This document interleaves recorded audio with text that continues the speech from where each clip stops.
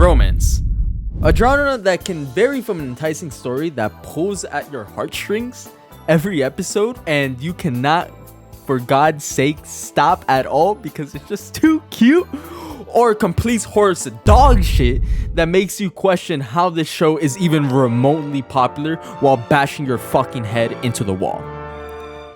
And I won't lie, I have watched shitty anime. However, that does not mean I enjoyed my time with them. Enjoy is a very big word, and I don't know if I would use it. And recently, I've been in the wholesome mood, you know? I need an anime that gives me that warm, fuzzy feeling in my heart. Almost makes it feel like it's gonna explode while having my lonely ass tweaking in bed at 3 a.m. That's the type of anime that I've been in search of. Especially ever since I caught up with Blue Box. So when I heard about heartwarming manga such as Fragrant Flower was getting an anime, a manga that I have been hearing about for months, if almost close to a year, is getting a fucking anime, you already know I was waiting in anticipation for this anime to drop. Until I get hit with the fuck ass Netflix news, man. What the fuck are we talking about? What do you mean I gotta wait until September to watch this show while Japan gets weekly drops? Nah, we finna sell the seas for this one. And I ain't waiting until no September for this anime. I want it now. So after a very long, hard 2 minutes of searching, I found it, and so I clicked play. And let me tell you, I was hooked instantly. By the way, spoiler warning for anyone that is wanting to watch the anime, as I will be talking about stuff that does happen in the first episode mostly, and also small parts about the manga. I won't be going into detail, but it's a little spoiler warning for you guys. And yes, I mean the manga, because after the first episode I decided, you know what, I'm gonna read this junk. And holy shit, I read it and finished it in 3 fucking days. And shit, I know, surprising me? Read? Shit's crazy. Anyways, let's start with the first episode. Now I won't be able to show any of the anime clips from the first episode other than the ones that have been shown in the trailer, since I don't want Netflix to absolutely rail my video. So please, Netflix, target someone else, please. Not here. Anyways, Fragrant Flower begins really fast with introducing its main characters, Rintaro and his close friends Ayato, Saku, and Shohei, as they are approached by a couple of randos thinking that they tough and shit, looking for Rintaro specifically, until Rintaro finally actually pulls up and they pussy out and dip. Like, what are we doing? This is how we learn, though, that Rintaro's looks frightens most people, as he has a natural stern look, with the addition that he's 6'3". He's a giant, bro. This overall leads to Rintaro deciding to seclude himself from most people, as he would rather avoid ruining others' reputations, scaring people, or worst of all, getting them involved in something that can put them in danger. Following this, we are introduced to the biggest dilemma that the entire series revolves around: the separation and clear classism that exists between the 2 neighboring schools.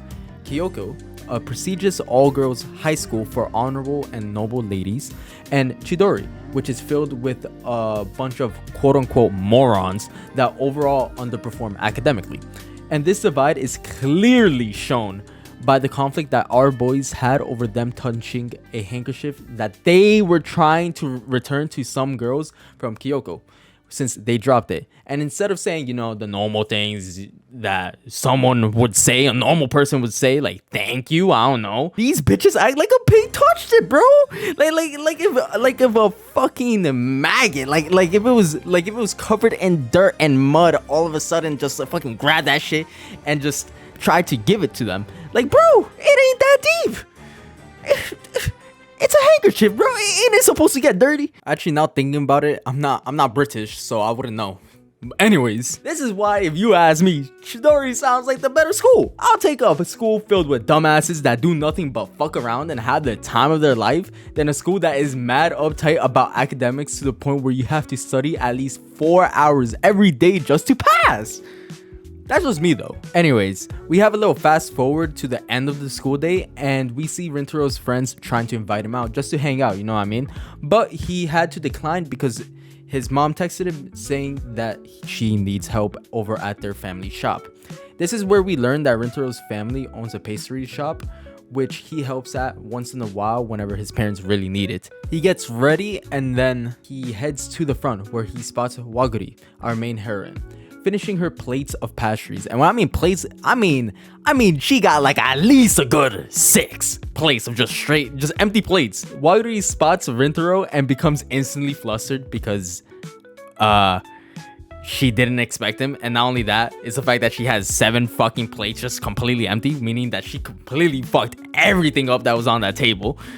And mid-bite, she just ends up choking, bro. And so Rintaro had to hurriedly bring water to Waguri. And oh my god, man, she's so adorable. Fuck. Anyways, she rushes out in embarrassment, and that concludes their first interaction. Rintaro believes that his scary looks must have been the reason why she was so flustered and ultimately scared her off. However, it does not take long for the second interaction, as it is the day right afterwards, since Waguri decided to show up to his pastry shop in order to apologize to him about the day before. They hash it out and introduce themselves to one another again. Waguri follows up by saying that she has finally learned his name, which catches Rintaro off guard a bit, but then she explains that she has actually spotted him working there before. We get this cute little interaction between them, and as Waguri is leaving, she says that she has never thought of Rintaro as scary looking, which was the first time that Rintaro has ever heard that in his entire life, since everyone around him had been constantly saying the same thing, that he was scary looking. Following this, his mom finds Waguri's cake, the cake that she was going to take home because she couldn't finish everything, batter up on the street on the floor. Rintaro, without a second's hesitation, dashes out in order to find her. Turns out the guys from earlier, the ones that approached Rintaro's friends at the beginning of episode 1, were hitting on Waguri and basically forcing her to quote-unquote hang out with them, even though all they want to do is use her. And then they are met with a straight dead end because our girl Waguri is speaking straight facts. They try and actually hit her. This is where Rintaro steps in and shields her by from being punched by these low-life dickheads, bro. And then Rintaro turns around and asks these pussies if they are satisfied with a cold ass stare, in which they respond by just running away. And that's why he's my GOAT, man. Fuck. Oh my god, I fucking love that interaction. When I saw that on the first episode, I was genuinely so hyped. Waguri instantly notices that Rintaro is bleeding because as he took the impact, he actually ended up hitting his head onto metal plate. This is where she steps in and tries to treat the wound while expressing extreme worry for Rintaro. Obviously, he just saved her, so obviously she's gonna be extremely worried about him. This is a bit off-putting for Rintaro, and he actually attempts to apologize as he believes that he is the reason why this actually ended up happening to Waguri, in which Waguri, as the green flag of a woman she is, responds by saying that she doesn't get why everyone says that he is scary, as all she sees is a kind soul, and follows it up with a thank you for saving her with such a beautiful and genuine smile. It generally just makes your heart just melt away. It's so cute. It's just good for the soul, man. It's so adorable. Fast forward to the next day, and Rintaro is in the class much earlier than usually and starts thinking about the events of the day before. He looks out of the window to the neighboring school, Kyoko, and he sees someone is attempting to open the curtains. Turns out this someone is Waguri, and he quickly shuts his curtains straight out of surprise and disbelief. And with this, the story begins. This is the point where I was just hooked, since that was obviously just a solid first episode that established our main characters, and more specifically Rintaro and the way he perceives himself and the others around him, while laying the foundation for future conflicts with both of Waguri and Rintaro's attending schools that despise each other. Quite literally just the Romeo and Juliet trope. So I proceed to pick up the manga, and after finishing the first episode, and as I stated before, I caught up to it in just 3 fucking days. And while yes, it's only 150 chapters, I'm pretty sure the first 10 to 20 chapters are all 50 fucking pages, which, to put it in perspective, I think the blue box chapter that dropped this week was 15-16 pages. So it's a lot of content that I just consumed, and I just couldn't stop, man. It's it was straight, it was amazing, bro. It was just good for the fucking soul. I'm gonna be honest, after this I definitely have diabetes, because I was reading this and I was also watching Dangers in My Heart at the same time, and just like my heart exploded, man. I can't deal with this. In summary, this is just an overall cute and wholesome story, while also actually tackling a lot of serious dilemmas that do happen to high schoolers and high schoolers that are soon to graduate as well, which is an overall amazing take to the romance slash slice of life high school manga, because they actually they do focus on the romance aspect of it very heavily, obviously through the main characters relationships and how they actually build it and how they actually get to the stage of actually dating between Rintaro and Wagari. But I want to focus more on the fact that it actually does not take that long for them to get together. By chapter 40, they're already an official couple. They've already confessed. There is no cat and mouse type of chase that is present in a lot of the other romance animes, where it's like, oh, the misunderstandings, not wanting to be very forward with the other person, basically not being true to what they actually feel, and then it slowly builds up, and then at the very end we get that final confession, and then usually that's around the spot where most, if not all, but most romances end, because it's like that entire build up, right? It's what the entire show is about, building up to that confession. We get the confession, we maybe get a couple chapters with them together, and then it steers away or it ends, right? That's not the case for Friggin' Flower, because again, as I said, they are a couple by chapter 40, and there's still 120 chapters left where they explore not only the relationship as a whole, which is obviously amazing. I love their fucking relationship, which I will be talking about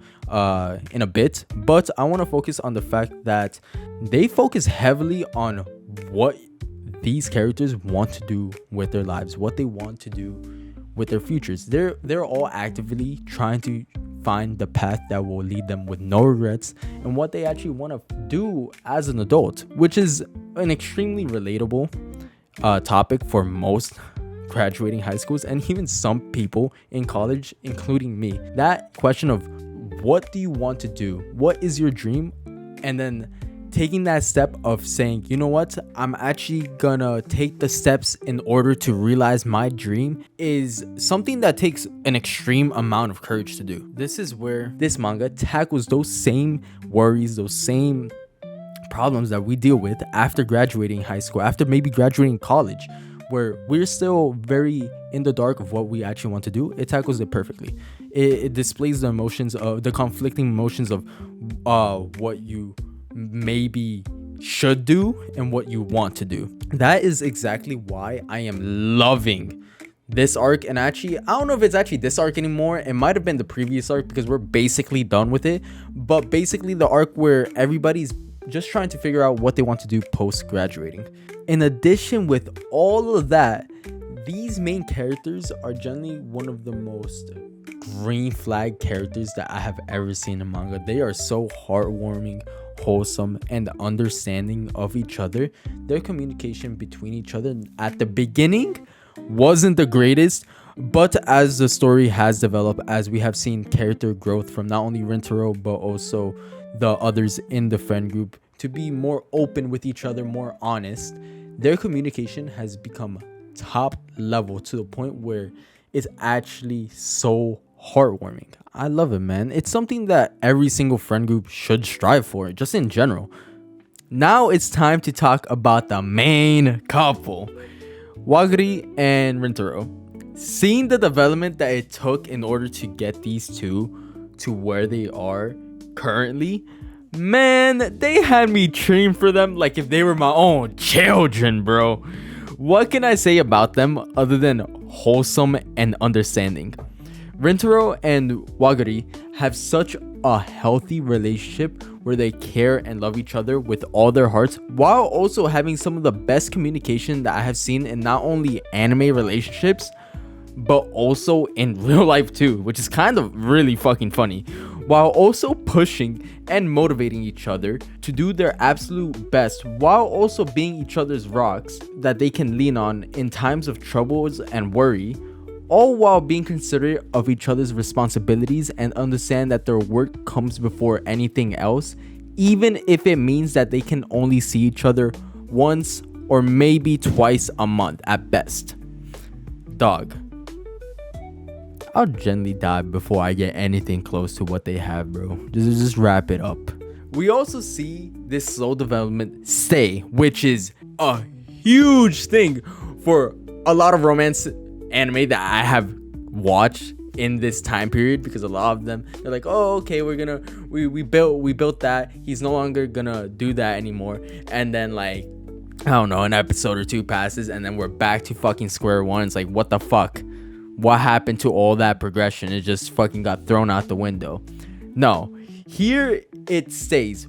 While I will say that at some points it does falter at the beginning, since, you know, people aren't perfect and can't instantly change, it doesn't feel in an unnatural way like in some other romances that I have watched, where it just regresses just for drama and just for the effect of adding a little spice into their plot, which I'm gonna be honest is a horrible way to go about it. I fucking hate it when they do that shit.